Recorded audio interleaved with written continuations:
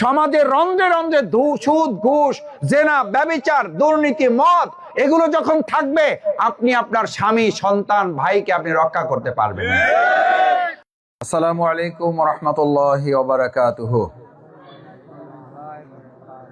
আমার মা বোনেরা, আপারা সবাই কেমন আছেন আপনারা?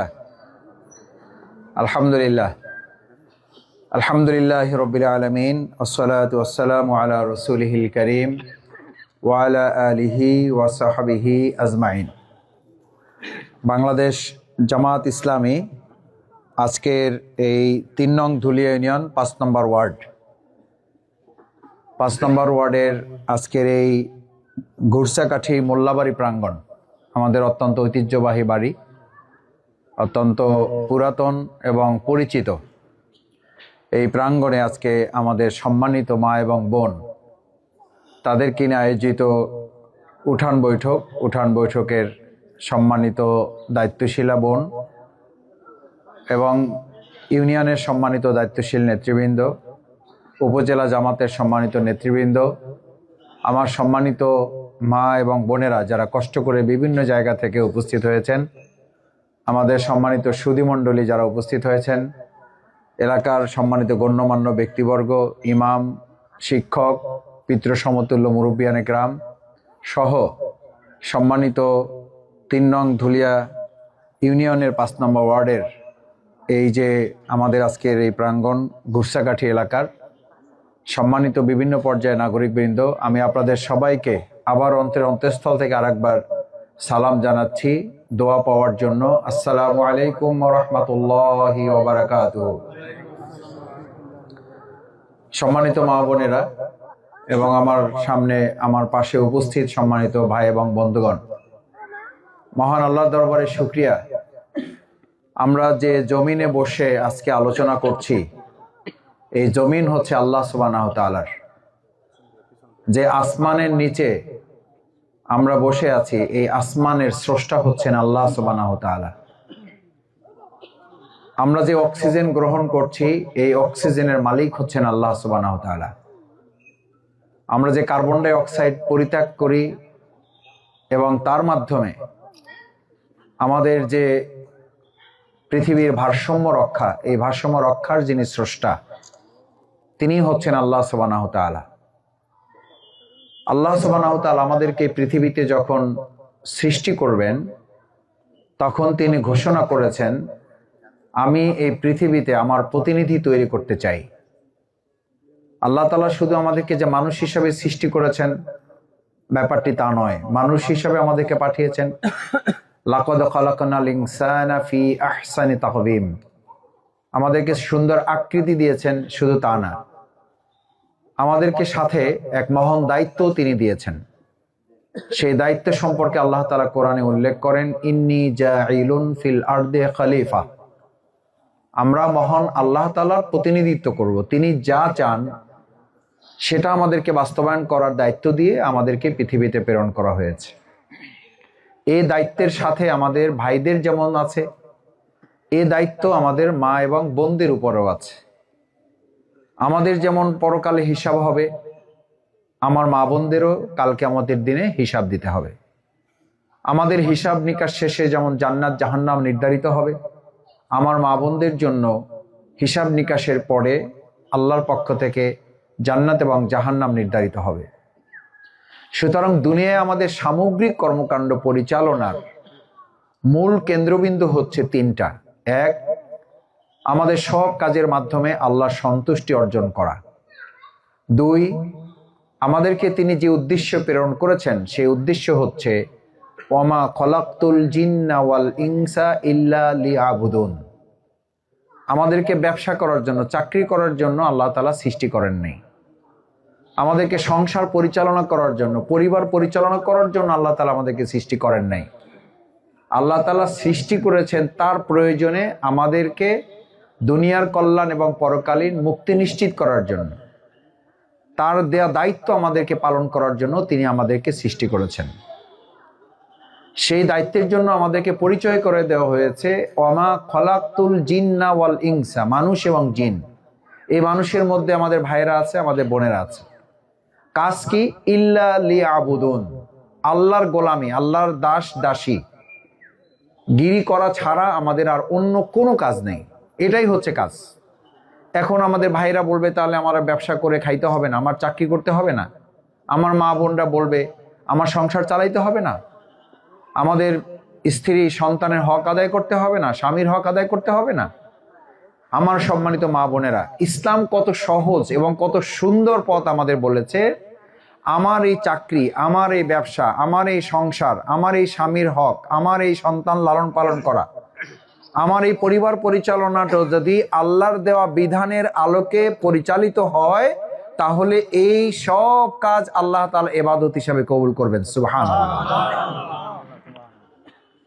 আমার ভাইয়েরা এবং বোনেরা, যেমন করে আল্লাহর বিধানের আলোকে পরিচালিত হলে এটা ইবাদত হবে, আবার আল্লাহর বিধান তার দেওয়া নিয়ম কানুনের বাইরে যদি এই কাজগুলো হয় তাহলে আমাদের গুনাহ হবে।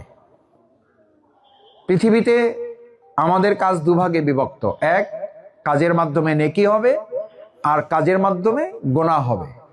এখন আমাকে ঠিক করতে হবে, আমরা আজকে এখানে মা বোনেরা ভাইয়েরা যারা আসছি, আমরা আমাদের কাজের মাধ্যমে গুনার পথে যাব নাকি সওয়াবের পথে যাব? যদি সওয়াবের পথে যেতে হয় তাহলে আমাকে ঠিক করতে হবে, আল্লাহ তাআলা এ কথা পরিষ্কার বলেছেন, ইয়া আইয়ুহাল্লাযীনা আমানু দুখুলু ফিস-সিলমি কাফা। আমার মা বোনেরা, আপনাদেরকে অনেক সময় বলা হয় এই যে আজকে ঘর থেকে আপনারা বের হয়েছেন, এটা কি ঠিক আছে? এটা কি ঠিক হয়েছে? ইসলামকে আপনাদের অনুমতি দিয়েছে? আমাকে অনেকে বলে, আপনাদেরকেও কেউ কেউ হয়তো জিজ্ঞেস করে, আপনাদেরকেও পরিবারে হয়তো জানতে চায়। আপনারা পরিষ্কার বলবেন যে আল্লাহ সুবহানাহু তাআলা কোরআনে ঘোষণা করেছেন, হে ঈমানদার বান্দাবান্দি, উদখুলু ফিস-সিলমি কাফা, তোমরা পরিপূর্ণভাবে ইসলামে প্রবেশ করো। মা বোনেরা, একটা কথা ভালো করে বুঝতে হবে, ইসলামে আল্লাহর কোনো বান্দাবান্দি ততক্ষণ পরিপূর্ণ প্রবেশ করতে পারবে না যতক্ষণ পর্যন্ত রাষ্ট্রীয়ভাবে ইসলামকে ক্ষমতায় বসানো না যাবে। ব্যক্তি চেষ্টা করে ইসলামের কিছু বিধান মানা যায়। ধরুন, আজকে উদাহরণ হিসাবে বলি, আমাদের যারা আজকে সমাজে ব্যবসা বাণিজ্য করেন, চাকরি বাকরি করেন, কোনো না কোনো ভাবে আমাদেরকে কিন্তু অন্যায়ের সাথে বাধ্যতামূলক অনিচ্ছাকৃতভাবে আমাদেরকার সাথে সম্পৃক্ত করা হয়। হয়তো আল্লাহ তাআলা এটা মাফ করে দিবেন, কিন্তু আমার যদি চেষ্টাই না থাকে যে আমি অন্যায় থেকে বাঁচতে চাই, আমি একটা ন্যায়ের সমাজ, ইসলামের সমাজ আমি প্রতিষ্ঠিত করতে চাই, এই ন্যায়ের সমাজ, ইসলামের সমাজ প্রতিষ্ঠিত করার জন্য দুনিয়াতে এখন গণতান্ত্রিক ব্যবস্থা হচ্ছে ভোটের মাধ্যমে।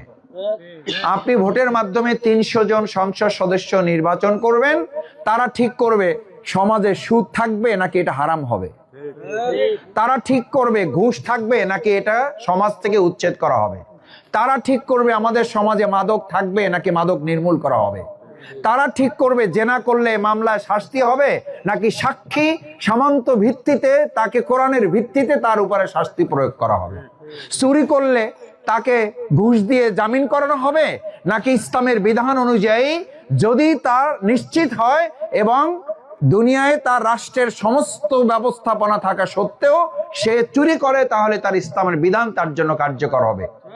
এই কার্যকর যদি হয় তাহলে আমাদের ঘর চোর যত আগে হাত কাটা যাবে, তার আগে আমাদের রাষ্ট্রের বড় বড় চোরদের হাত আগে কাটা যাবে।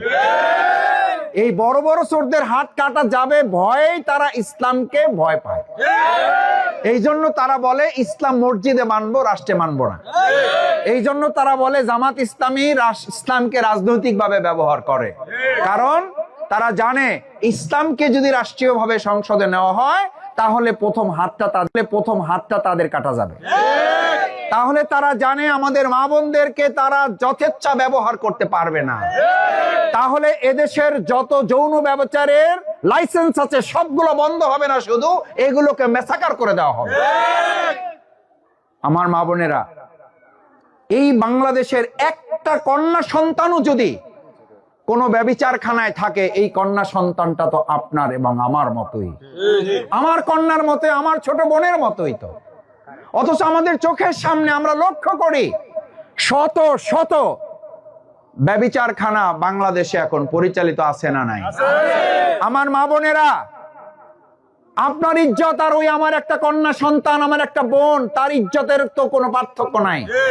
রাসূল করিম সাল্লাল্লাহু আলাইহি সাল্লাম একজন মুসলমানের জন্য যুদ্ধ ঘোষণা করেছিলেন তার জীবনের জন্য। তাহলে আমার এক বোন, তার ইজ্জত লুণ্ঠন করা হবে। আজকে বাংলাদেশে এই সময় আমরা যখন কথা বলছি, তখন আমরা জানি যে কিছু সংখ্যক লোকেরা যদি একত্রিত হয়ে একটা মদের দোকান খুলতে চায়, তাহলে এই সরকার তা দিতে বাধ্য। এই বাউফল থেকেও যদি এরকম কেউ উদ্যোগ নেয়, আগামী দিনে যদি আমরা একটা ভালো রাষ্ট্র কায়েম করতে না পারি, তাহলে আমাদের মুদি দোকান যেমন তৈরি হচ্ছে, আগামী দিনে আমাদের দেশে মদের দোকান সেরকম তৈরি। আমার মা বোনেরা, আপনি ঘরে তখন তাহাজ্জুদ পড়বেন, আপনি নফল নামাজ পড়বেন, আপনি রোজা রাখবেন, চোখের পানি ফেলবেন, জায়নামাজে আপনার সন্তানের জন্য কাঁদবেন, আপনার স্বামীর হেদায়েতের জন্য, আপনার স্বামীর ভালো থাকার জন্য আপনি চেষ্টা করবেন। কিন্তু সমাজের রন্ধ্রে রন্ধ্রে সুদ, ঘুষ, জেনা, ব্যভিচার, দুর্নীতি, মদ, এগুলো যখন থাকবে, আপনি আপনার স্বামী, সন্তান, ভাইকে আপনি রক্ষা করতে পারবেন না। আপনার কন্যাকে আপনি ইজ্জত রক্ষা করাটা আপনার জন্য চ্যালেঞ্জ, এটা যুদ্ধের সমান হবে। সেই প্রতিদিনের যুদ্ধের চেয়ে আজকে আমরা আগামী 12ই ফেব্রুয়ারি একটা যুদ্ধ করতে চাই। সেই যুদ্ধটা তীর ধনুকের যুদ্ধ না, তলোয়ারের যুদ্ধ না, সেই যুদ্ধটা কিসের? কিসের যুদ্ধ?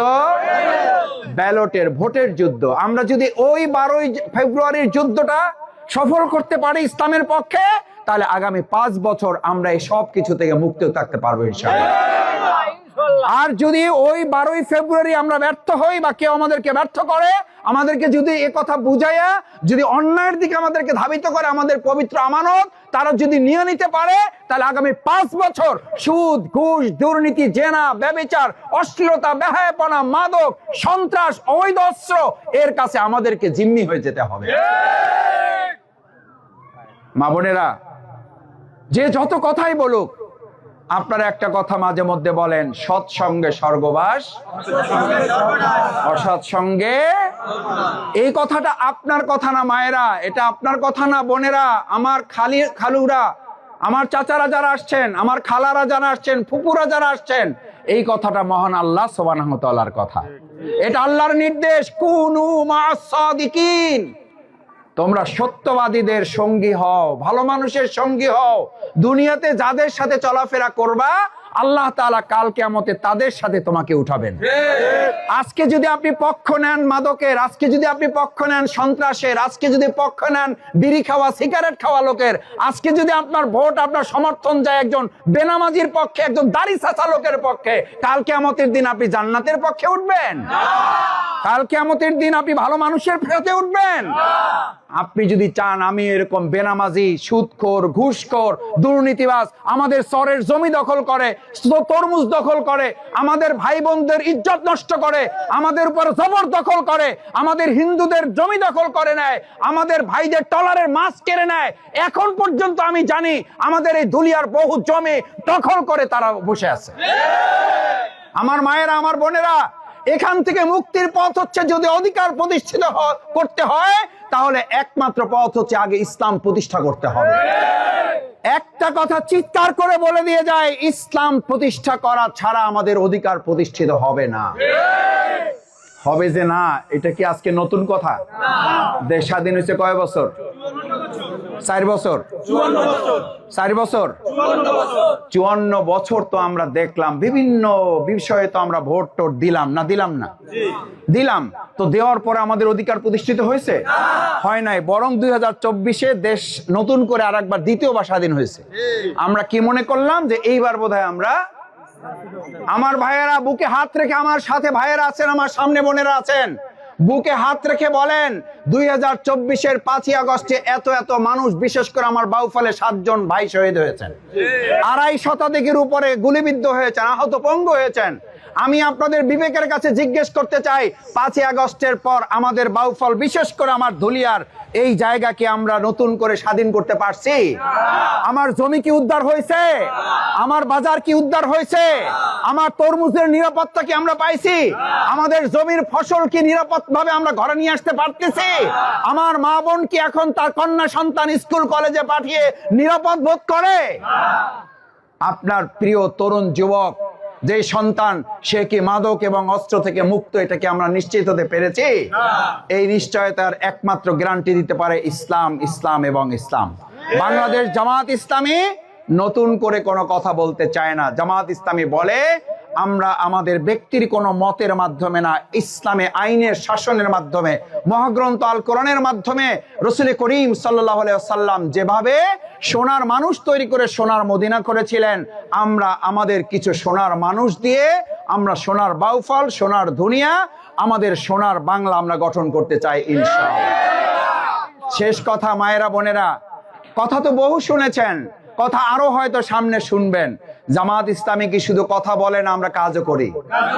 এই ধুলিয়াতে আলহামদুলিল্লাহ বিভিন্ন সময় আপনাদের পাশে আমি থাকছি না, থাকি নাই।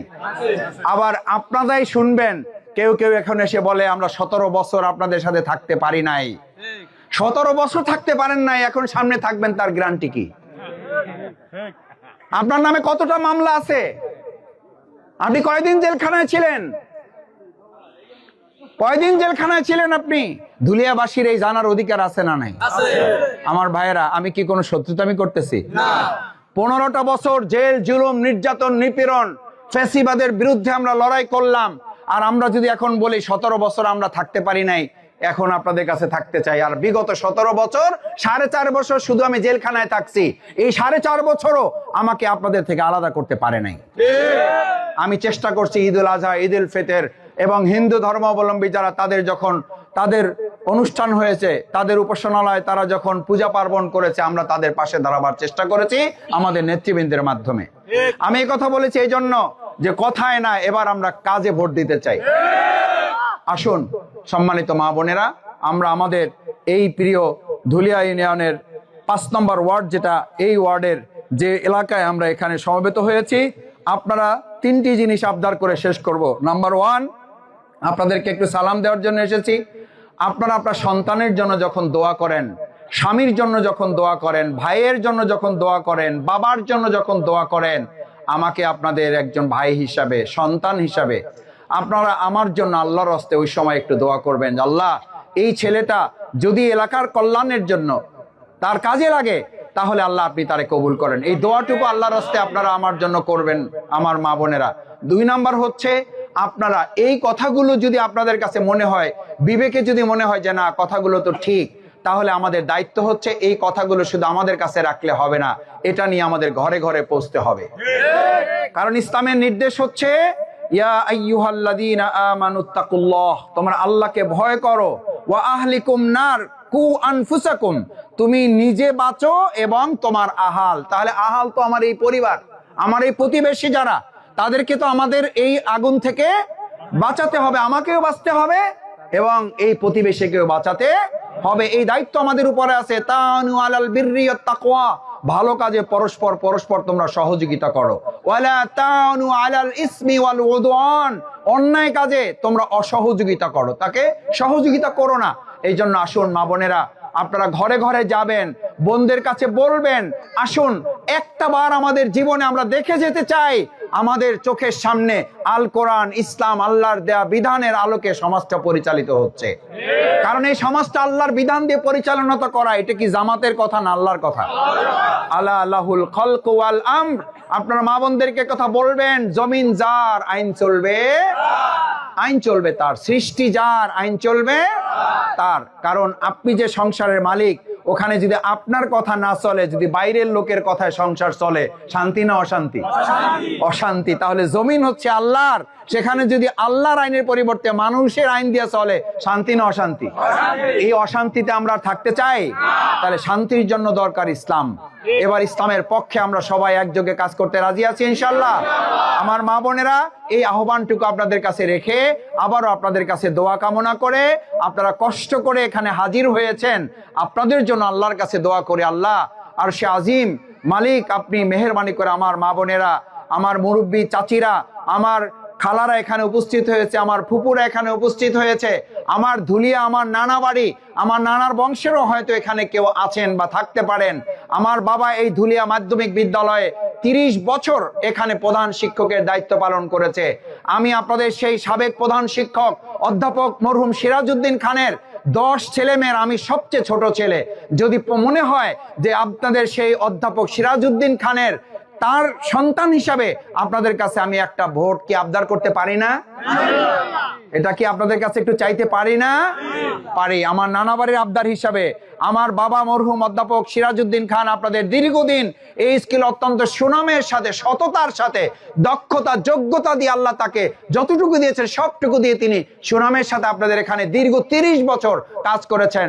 আমার বাবার কথা স্মরণ করে তার জন্য দোয়া করবেন এবং তার ছোট সন্তান হিসাবে আমি আপনাদের কাছে একটা ভোট চেয়ে গেলাম এবং আপনাদের মাধ্যমে এলাকার সম্মানিত মা বোনদের কাছে আপনারা এই কথাটা পৌঁছাবেন এই প্রত্যাশা ব্যক্ত করে আবারও যদি আমার কথায় কোনো কষ্ট পেয়ে থাকেন আল্লাহর রাস্তে আপনারা মাফ করে দিয়ে আমার জন্য দোয়া করবেন এবং ঘরে ঘরে দাঁড়িপাল্লার আহ্বান আপনারা পৌঁছাবেন। আসসালামু আলাইকুম ওয়া রাহমাতুল্লাহি ওয়া বারাকাতুহু।